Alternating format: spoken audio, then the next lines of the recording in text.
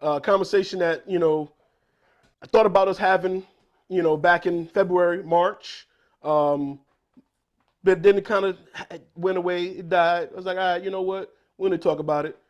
But fortunately, Oh shit. Here we go again. talking about John Morant, he was just suspended 8 games from the NBA back in March.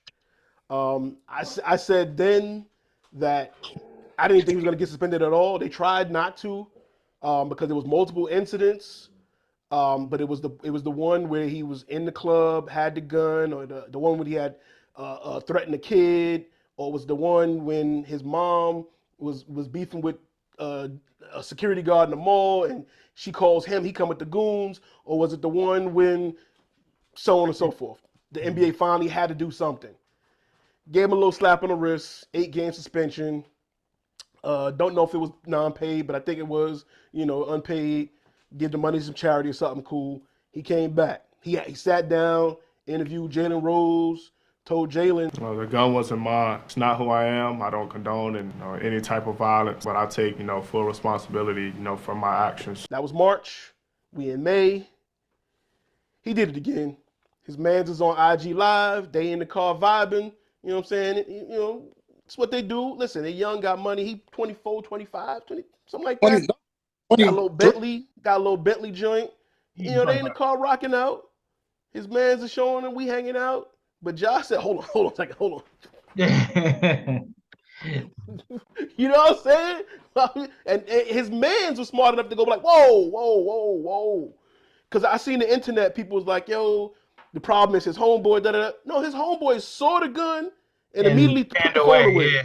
Yeah. You know what I'm saying? Yeah. So before we deep dive into the discussion, I just want to take care of the low-hanging fruit.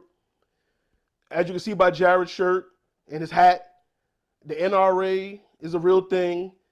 It's in our all constitutional right to have a gun. We all can have a gun. The issue isn't that he has a gun. So that's been the big narrative on the internet. Oh, the issue isn't that he has the gun.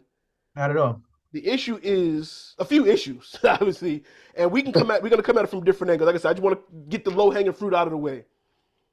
One, and Jared can speak to that, having the hat, being a member, all that good stuff. Having a gun is one thing, but there's also gun etiquette.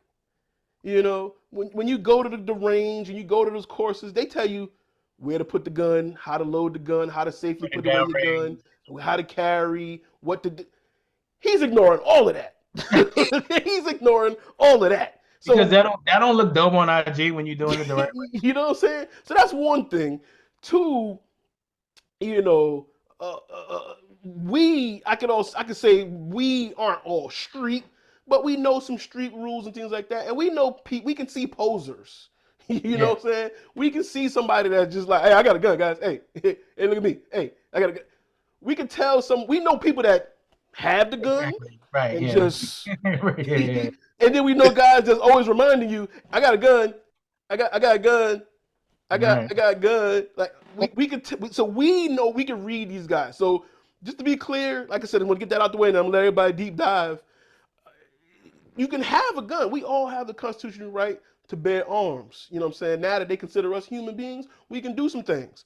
One of the things we can do is get our gun license, get it, and go through the courses of how to handle the gun.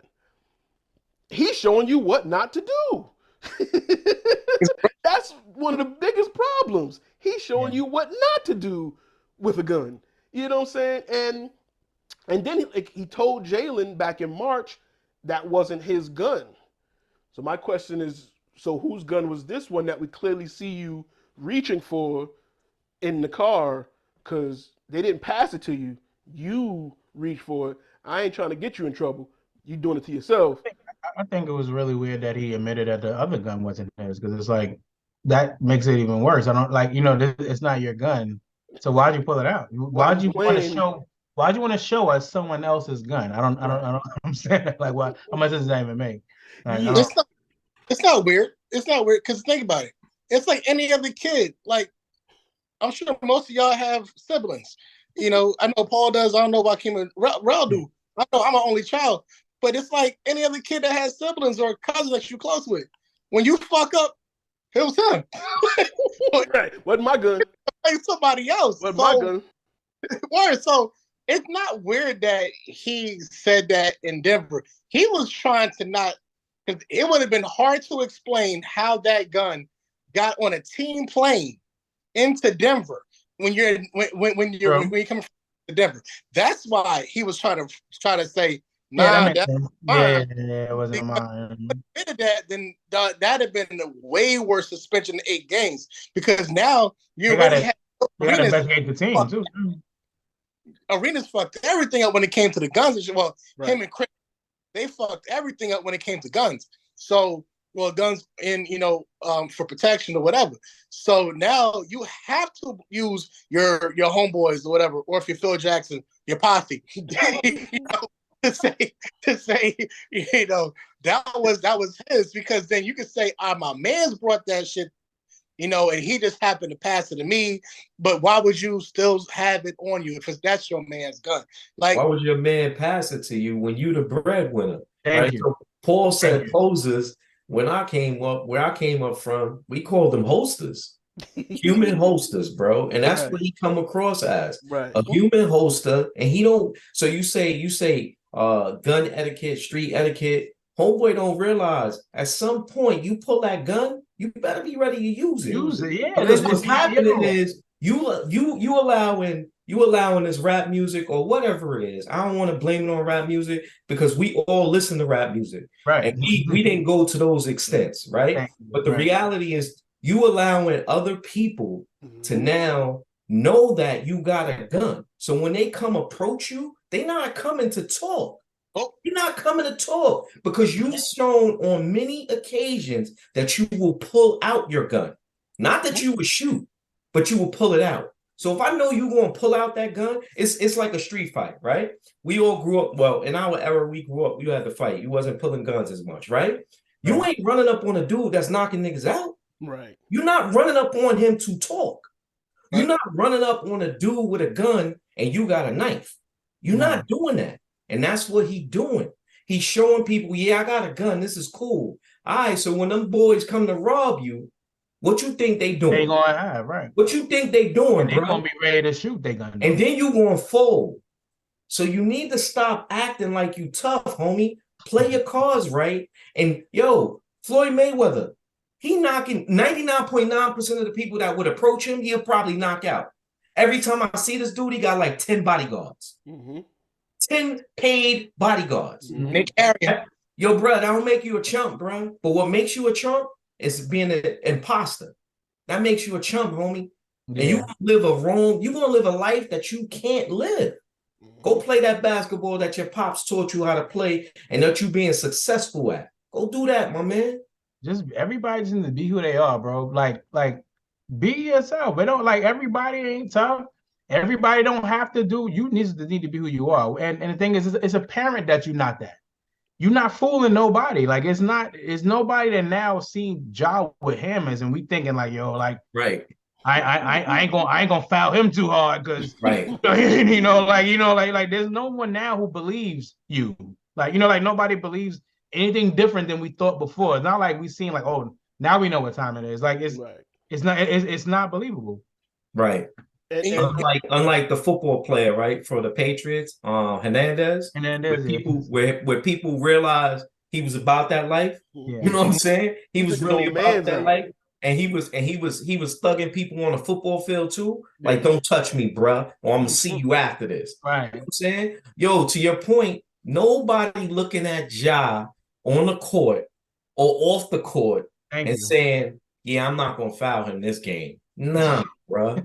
Come on, man. You've been given a blessing. Thank you. So we talk about people that they remind us of, right? You mentioned that, Gerald. You mentioned the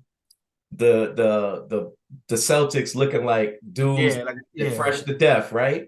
Mm-hmm. That's what Ja looked like to me. Ja looked like that dude that he not only looked like it based on what the bio Paul sent me that I knew nothing about. Homeboy, he was raised with 2 parents in the household.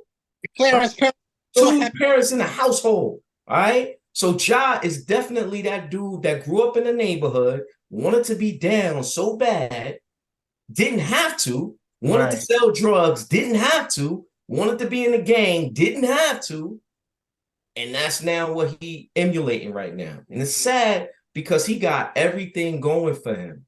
And slowly but surely, he is just losing everything. Not because of his friends, because of himself and the choices he's making. Mm-hmm. And I'm not blaming it on age. I'm sorry. You know, at 23, at some point, when you make a mistake, yeah, you own it. You take accountability for it. But then you make the same mistake? Nah. There's another word for that. There's another word in the dictionary for that. And it's not, you know, him not knowing. Come on, man. What's the definition of insanity? John Morant. Like, that's the shit that was pissing about JJ Redick. You know, I was gonna bring that up. He's talking about he's 23. He has. I'm like, nigga, so fucking what? He had multiple instances. Mm-hmm. That's why they're punishing him. It's not because he's young and stupid. It's because he's stupid. Right. And being young. Like, you're fucking your money up. Like, you, like, they say that, oh, yeah, I went to this nice school, but I still lived in a poor neighborhood. So fucking what? Yeah. You had an opportunity. You had opportunity. Your parents bust their ass for that opportunity for you to go to that school. Don't matter if you were the, you know, cool, you know, the kid who went to a private school. I really want to do the whole Eminem shit. Yeah, don't do but like, you know, nobody cares about that. Like, bro, you made it into the league. You have to understand that not everybody can do that. There are niggas in Rucker and fucking West 4th, the Cage or shit, who nasty like you. But can't make it. Because like actual real gun, like legal gun owners. There are people who are illegal gun owners because why? They fucked up opportunities in their life. Yep. Therefore, they can't legally obtain those methods to do that. So you have to seek illegal methods. Like, bro, you have to understand the context of what you're doing. It's not, and at 23, you have the weight of the world on your shoulders. I get it. You're supposed to be a role model. You have a shoe line. You have all these people who are pushing you to go so high, but take accountability yourself. Like, why are you still doing this young, dumb shit? Like, I almost kind of miss the days where dumb kids used to hold money up to the you know, like, you know, the money phone. You know, I kind of miss that dumbass era. Because now you're just pulling out guns on freaking YouTube or IG and shit like that, and that's brandishing. Like, that's law number one. That's brandishing. You do not brandish a weapon. I don't care if you're legal firearm or illegal, definitely not legal. Right. You don't brandish a fucking firearm. Not online, nothing like that. Like, you're a total dumbass, like, for that shit. I'm glad you brought up JJ Redick, because that was actually one of my bullet points. Because white people like to say that black people bring the race card into it. But JJ Redick actually used the race card in this instance by saying, oh, because he's being treated this way because he's black. You know, if it was a white kid, and then the internet ran with that narrative, and they started posting pictures of Chris Kaman. They found a picture of Larry Bird back in the 80s wearing full fatigue with a sniper rifle going like duck hunting.